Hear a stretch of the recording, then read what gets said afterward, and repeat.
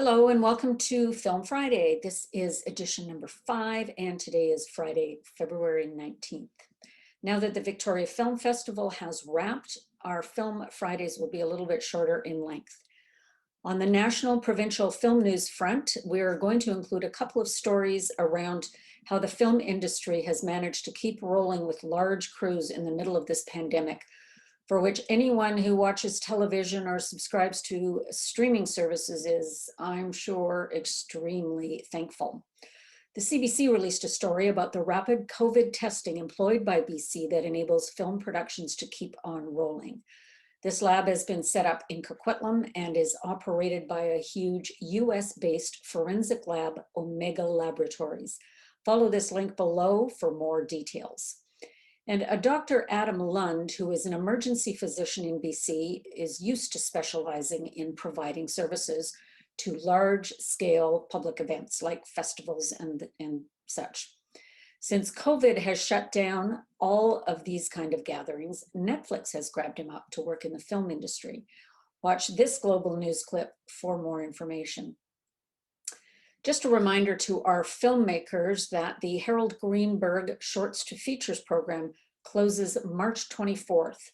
This program requires both a short film script and a feature film script that are creatively linked. And it is intended for those people without a feature film to their credit as either writer, director, or producer. Just follow the link for more details.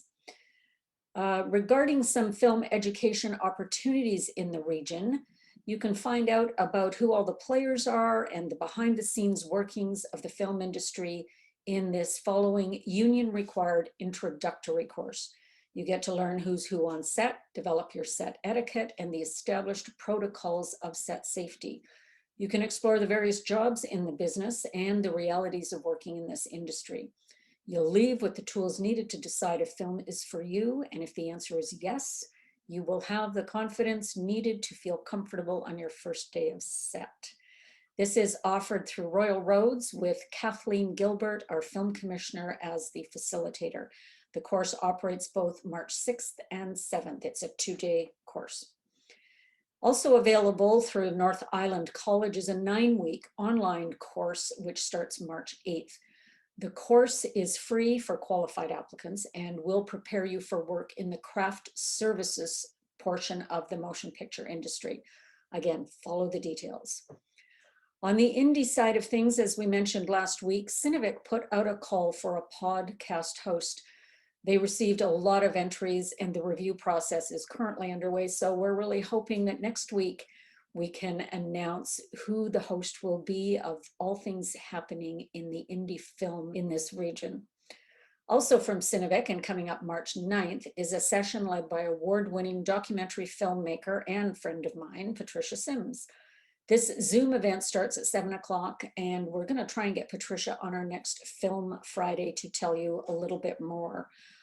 Patricia is an award-winning documentary filmmaker and co-founder of World Elephant Day, which was the focus of her last documentary. Octavian Call is still shooting his indie horror film Wormies. They will be wrapping production on February 28th, and you can follow them on Facebook, Instagram, or the wormiesmovie.com. I'll put the link down below. This short horror stars Leslie Hopster-Shooter, Hannah Zirk, Azriel Dahlman, and also features Cassidy Slingsby in the commercial at the beginning of the film. Now, most of you who are watching will recall The Big Lebowski. This Coen Brothers star-studded comedy is now 23 years old and somehow manages to never get old. Helping to keep things fresh is our next guest, Todd Cameron from Nanaimo, who recently won an award with his 1-minute stop-action film, The Short Lebowski. So I'd like to welcome to Film Friday, Todd Cameron. Todd, and you're in Nanaimo, correct? I am. Thanks for having me, Darlene. Yeah. I'm thrilled you could join us now. Tell us about the award you just won that has been in a lot of media, social media, print media, but tell us about this award you just won. Yeah, Chorus Entertainment, pretty big entertainment conglomerate in Canada, They hosted a 60-second recreate a movie challenge. It's been going for about a month and a half, and involved CFox and I think 13 other radio stations across the country. And yeah, they just wanted you to recreate a movie in 60 seconds, which is obviously quite a challenge to do. I was up for a good challenge, and a friend of mine sent me this link for this contest, and I've been dabbling in some stop motion, and I've always kind of had fun recreating movies with photo shoots and stuff like that. So it seemed kind of right up my alley. Yeah. And yeah, I got busy making a 60-second Big Lebowski remake called The Short Lebowski. Um, my wife had given me these a bunch of these Big Lebowski characters several years ago, and they've just been kind of sitting on the shelf, or my 2-year-old's been playing with them. And so yeah, I just got busy making some sets and creating a little script and shooting, and yeah. So that's a big part of it, creating a script. I mean, taking this hugely iconic movie and creating a 60-second script. That's a whole piece of work in and of itself. That was the biggest challenge. I think a lot of people picked scripts that were fairly straightforward, like Jaws, or shark comes, attacks people, people attack the shark. That's basically the storyline. Whereas the Big Lebowski has a lot of, as they say in the movie, a lot of ins and outs, a Yeah. lot of like side stories and different characters that are just in for one scene but have a big impact in the film. So it was a real challenge to I wanted to tell the story of kind of what's happening, but also have some of those iconic one-liners and that people will like really hit with the comedy and stuff like that. So Right. it was kind of a mix between those two aspects, and I feel pretty good about the balance that I struck there. I know the movie quite well. I've watched it dozens of times and stuff. Yeah. So Well, it sounds like that was a perfect fit for you then. Now, this is not your first stop motion. no, so yeah, I've been out of work since last March. I'm a karaoke host and wedding DJ by trade, so there hasn't been any events for a year. I think I did 2 weddings this whole summer, and so yeah, last spring I started with just this. I'm gonna try stop motion. I've always kind of been interested in it, and at the same time, my niece was living with my mom and her husband.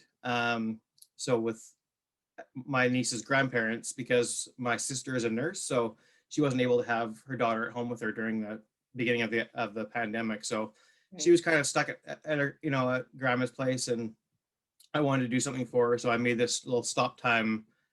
It was a parody of the speaking moistly phenomenon that was going around with Justin Trudeau, but it was called Squeaking Moistly.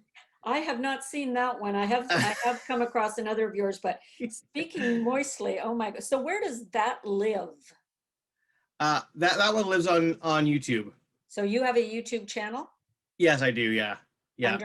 under Todd Cameron? It's actually it's actually has a lot of Schitt's Creek content on it. So it's actually the Shits, but SCHITTS, and it's got some stop motion and also a lot of Schitt's Creek fan videos that I've been creating.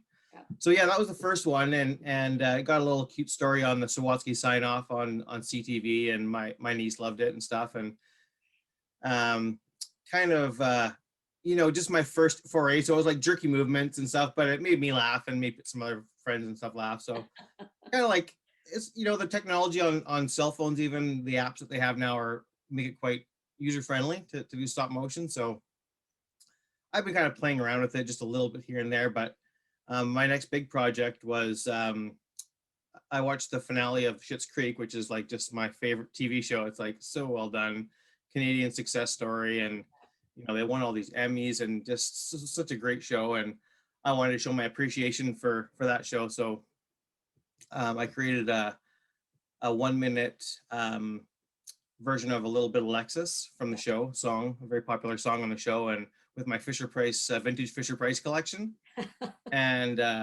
put it online. And I put it on TikTok at first, and it didn't get a lot of got a few thousand views and what have you. But then my wife suggested I put it on Twitter, which wasn't really a huge Twitter guy at the time, but I put it on Twitter and tagged Dan Levy and a couple of the stars from the show. And the next morning I woke up and was pleasantly surprised to see I had a whole bunch of notifications, and the Schitt's Creek official Twitter page had retweeted it and had titled it "Storytelling at its Finest," and Dan Levy had retweeted it, calling it a masterpiece.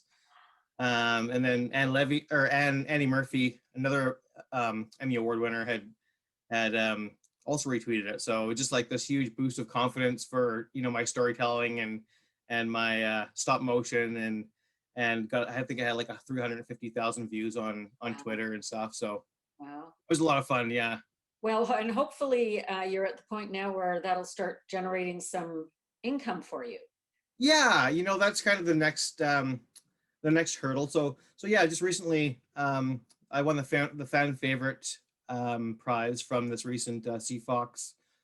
So it was $1,000. So that was a nice little, any money right now coming in is nice for the family. But yeah, that's kind of the next hurdle is like, if you're creating your own original films for film festivals or things like that, you can't use, the copyrighted toys, right? So Right.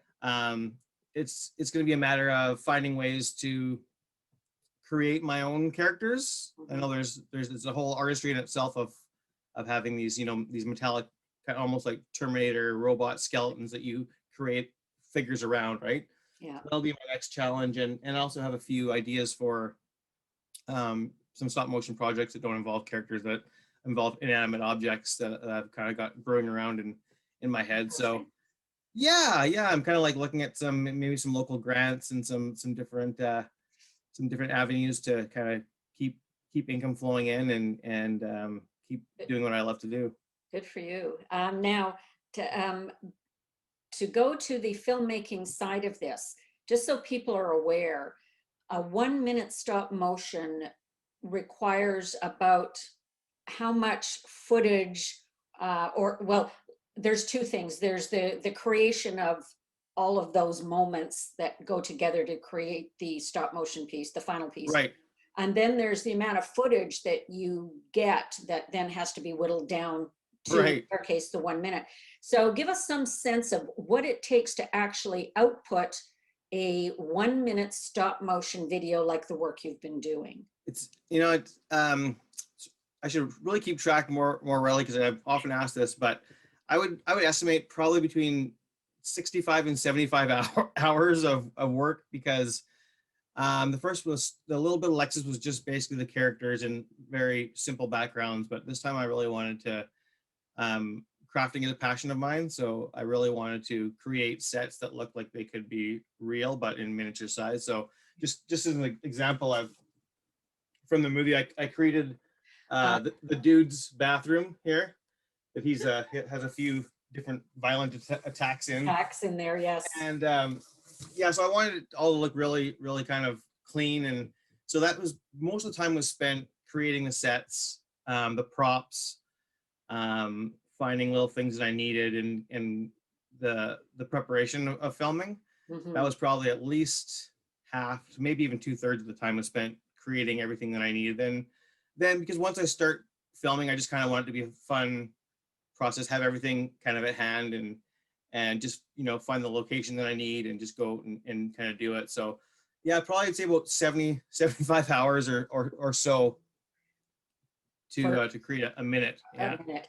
Now, if let's say the pandemic had not happened and you'd carried on with your karaoke DJ business, would you have had the time to create this?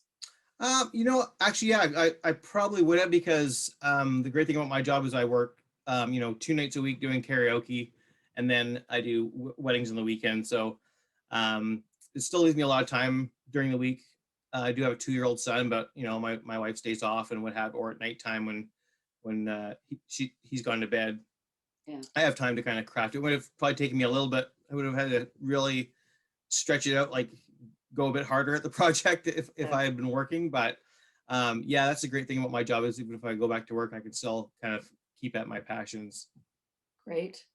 Now, what project are you looking at next? Are you able to tell us kind of what's kicking around or what you've started? Yeah, it's just kind of the process of kind of storyboarding it in my head right now. I've been so busy with this last project, and then just dealing with social media and getting people to vote and stuff like that. But yeah, it's just it's a mockumentary style, short, maybe 5-6 minute style, um, wilderness kind of type mockumentary spoof.